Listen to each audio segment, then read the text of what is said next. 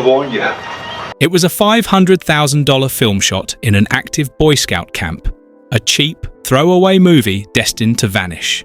Instead, the Woods took the script and turned it into a curse.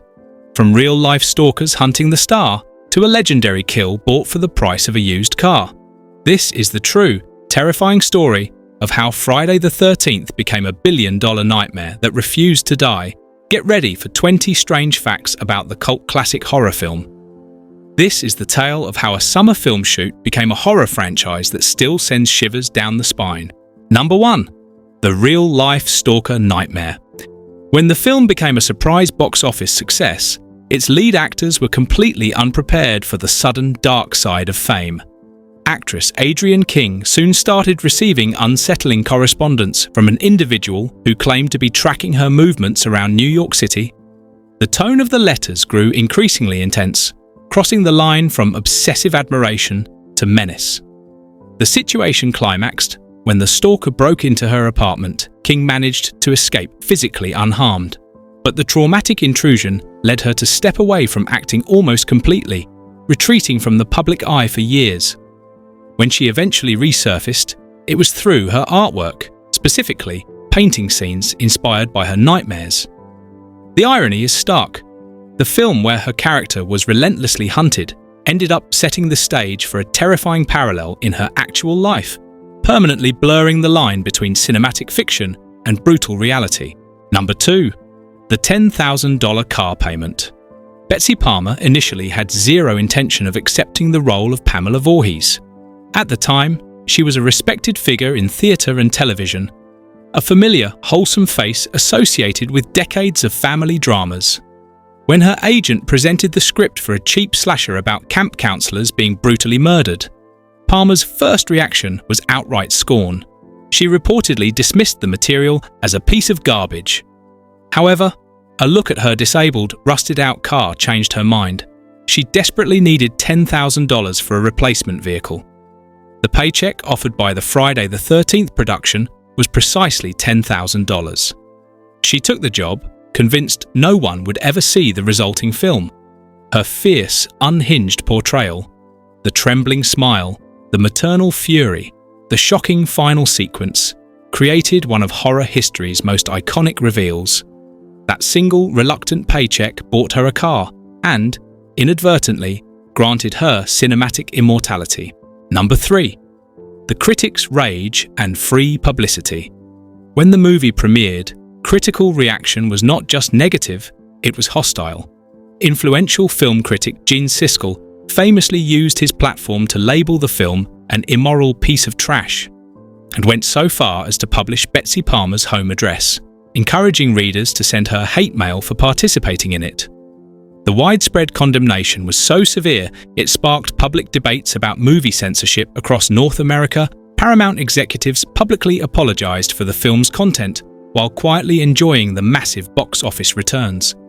Siskel and his colleague, Roger Ebert, later dedicated an entire TV segment to denouncing the slasher genre, pointing to the movie as the genre's low point. Ironically, the fury of the critical establishment only fueled ticket sales, making the film seem more rebellious and forbidden. It didn't just shock audiences, it deeply offended a generation of moral watchdogs, securing its legendary status in the process. Number 4. The weaponized expectation.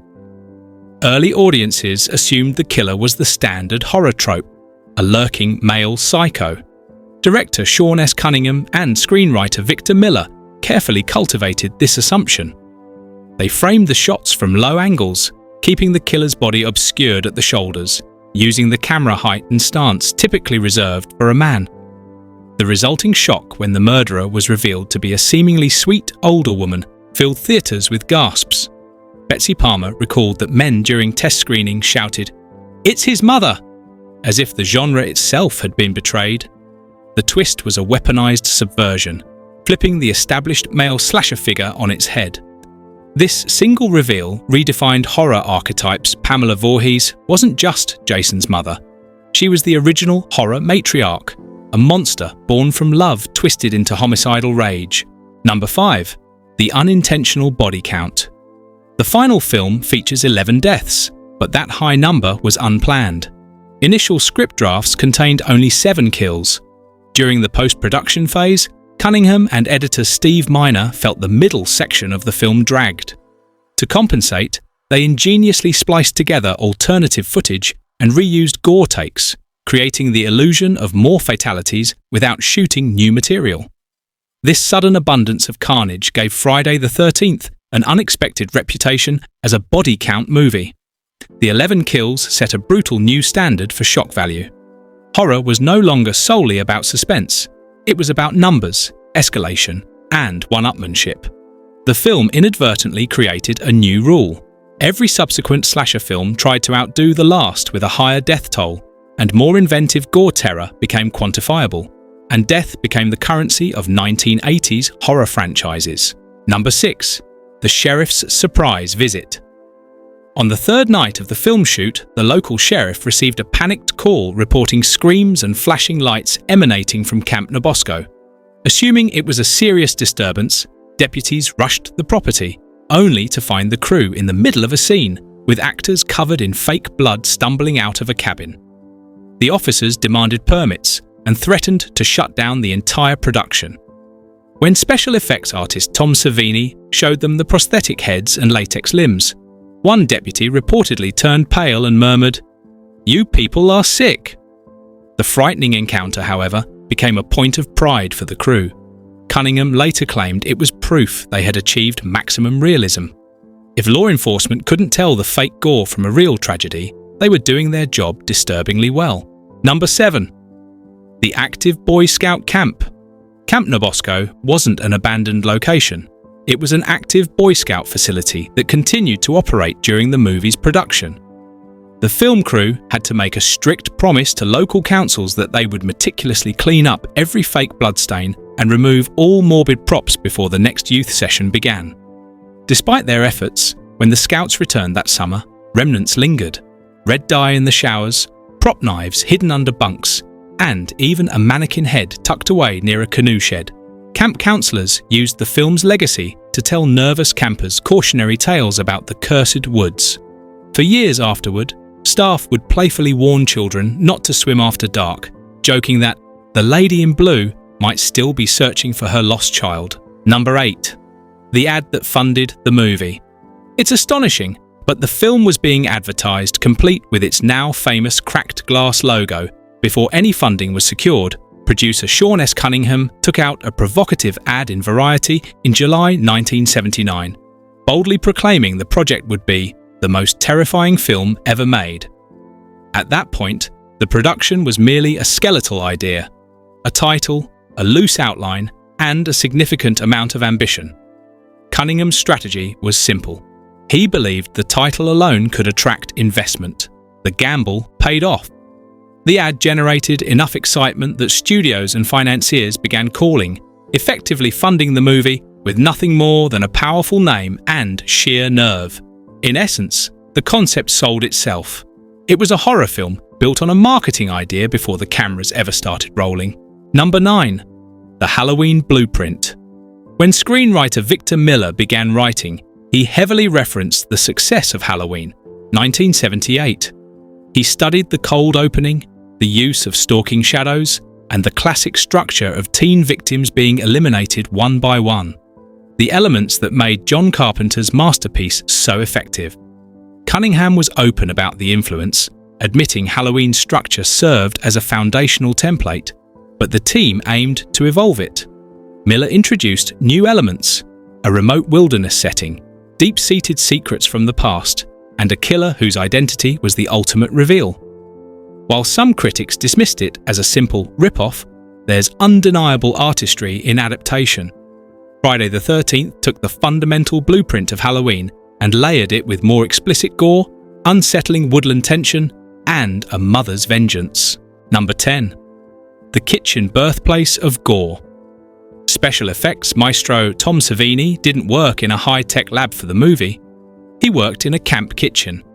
After the summer campers departed, the crew repurposed Camp Nabosco's dining facility, even utilizing the pizza ovens. It was there that Savini and his assistant Tasso Stavrakis baked latex prosthetics, molded gruesome appliances, and finalized the gory details right next to cafeteria trays and empty soda bottles. The contrast is striking. A place of shared meals and summer laughter became the chaotic birthplace of death effects. One evening, the team might be eating pasta. By midnight, they were applying fake entrails to bodies. This raw, improvised spirit bled directly into the final film, giving the effects a visceral, immediate quality, born out of necessity rather than pristine planning. Number 11. The Mother's Whispering Curse. Few horror sound effects are as recognizable as the echoing, repeating chant, ki, ki, ki, ma, ma, ma. It is not a random sound, it is a phonetic representation. Sound designer Harry Manfredini created the effect by isolating the line, "Kill her, mummy," muttered by Pamela Voorhees during the film's final scene. He recorded his own voice saying the key syllables, kill and ma, and then processed the audio through an Echoplex reverb unit until it sounded like a chilling, otherworldly voice drifting through the forest. The result was elegantly simple, a mother's madness transformed into an auditory ghost. Manfredini used it to signal the killer's presence, even when unseen, conditioning the audience to associate those breathy syllables with imminent, inescapable death. Number 12. Kevin Bacon's near asphyxiation scene. Kevin Bacon's famous death scene, the arrow thrust through the neck, is one of horror's most iconic kills backstage. The execution was chaotic. Bacon had to lie beneath a hollow mattress, with his real head sticking through a hole to accommodate a fake latex neck piece. Tom Savini's assistant, Tasso Stavrakis, was crouched beneath the bed, tasked with operating a blood pump. The plan was for Stavrakis to squeeze the pump when Savini thrust the arrow prop up through the fake neck, causing blood to spray. When the moment came, the pump jammed. In a split-second panic, Stavrakis blew into the tubing with his mouth, creating a sudden, violent spurt of blood that splattered Bacon's face as he convulsed in perfect horror. What audiences saw as meticulously realistic gore was, in fact, an emergency improvisation that led to mild asphyxiation. Bacon later called it one of the most uncomfortable moments of his early career, but it resulted in an unforgettable image. Number 13. The last-minute shock ending. When production was scheduled to wrap, the movie didn't actually end with a final jump scare. In the original script, Alice simply drifted away in the canoe as the sun rose, providing a quiet, simple relief after the night's horrors. Sean Cunningham felt the film lacked a final, lasting punch, an image that would haunt viewers as they left the cinema. Inspired by the shock ending of Carrie, Tom Savini suggested an abrupt final scare, the reveal of Jason, long presumed dead, leaping from the lake to drag Alice under. Since Jason was never meant to be a living, breathing killer, they made him look disfigured and decayed, an ethereal, dreamlike apparition. The scene was filmed and edited so rapidly that even composer Harry Manfredini didn't know about it until the film's premiere.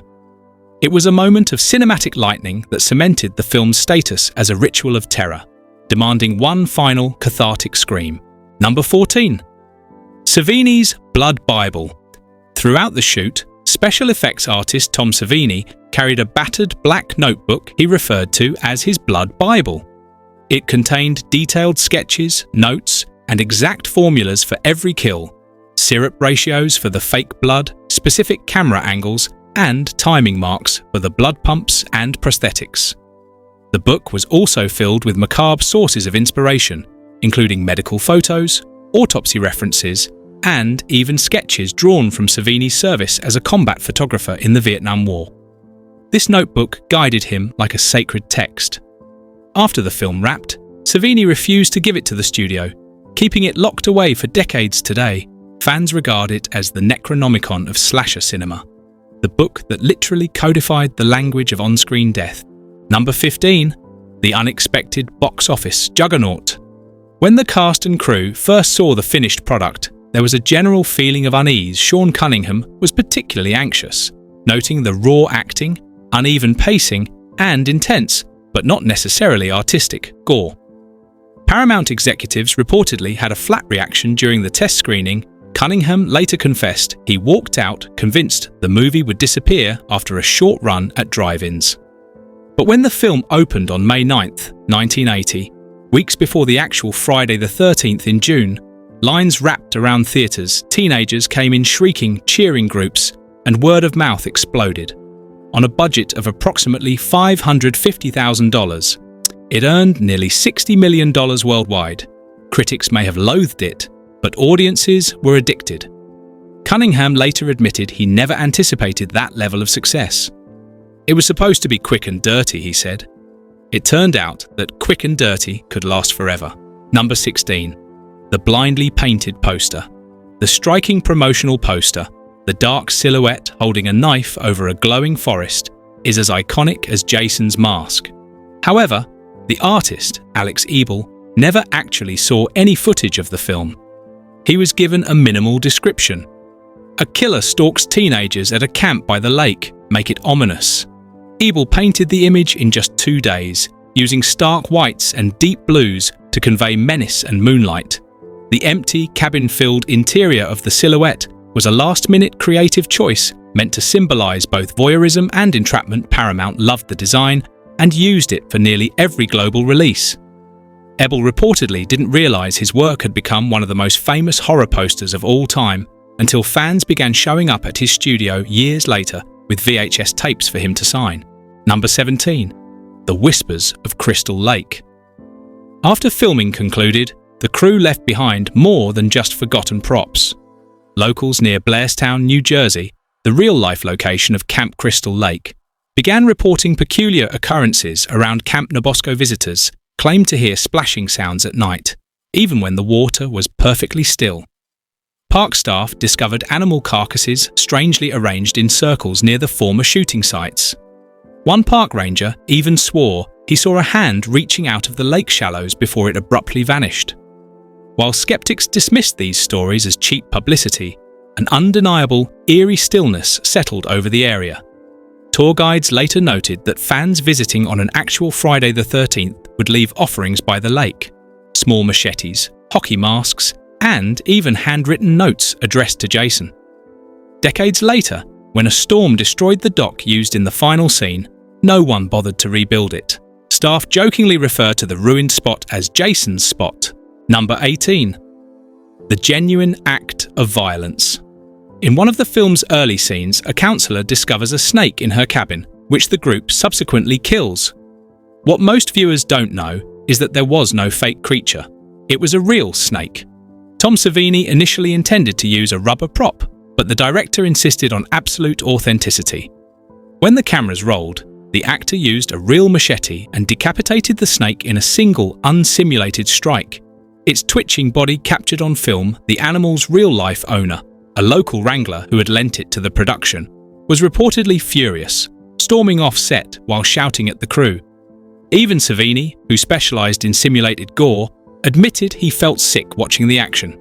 The take remained in the final cut, a raw moment of ethical dissonance in a movie filled with staged deaths. It remains the only kill in the movie that was not a special effect. Number 19. Survivalist filming conditions. Shooting. Friday the 13th was less a movie production and more a survival exercise. The cast and crew lived in the same primitive cabins their characters were set to die in, lacking air conditioning and fighting off mosquitoes so numerous they sometimes forced production halts. The fake blood effects were made primarily of corn syrup and food dye, which attracted insects like magnets. By the third week, the crew's arms were covered in welts from bug bites and pink stains from repeated blood applications. Savini's gore mixtures often began to ferment under the heat lamps.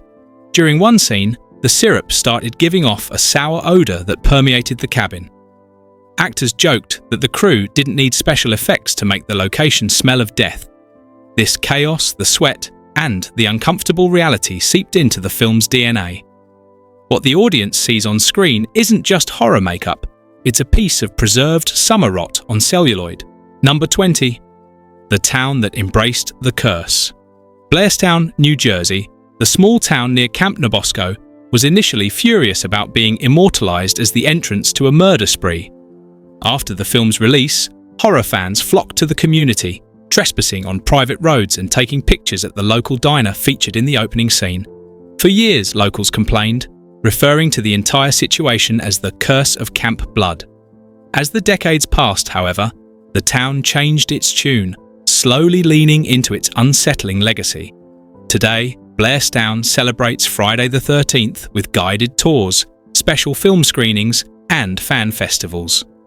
The diner that once wanted no association with the movie now proudly sells Jason burgers.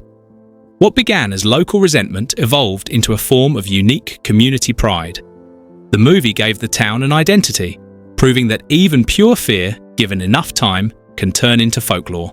And so, the true, terrifying story of Friday the 13th is not just about the final body count, it's about the chaos and dark necessity that forged an accidental masterpiece, from Betsy Palmer's desperate need for a car payment to a real-life stalker nightmare and a shock ending that was thrown together in a rush. This film was never supposed to become anything. It was a cheap, throwaway experiment that weaponized the audience's expectations and created a legacy that defied critics, set box office records, and codified the very language of slasher cinema. The result is a legendary curse born from an active Boy Scout camp, a relentless nightmare that refuses to die, echoing forever in the quiet, chilling syllables of ki ki ki ma ma ma. Which of these 20 facts sends the biggest shiver down your spine? Let us know in the comments below. Click here for the full video to watch all the facts, and don't forget to like and subscribe for more untold tales from the woods of horror cinema.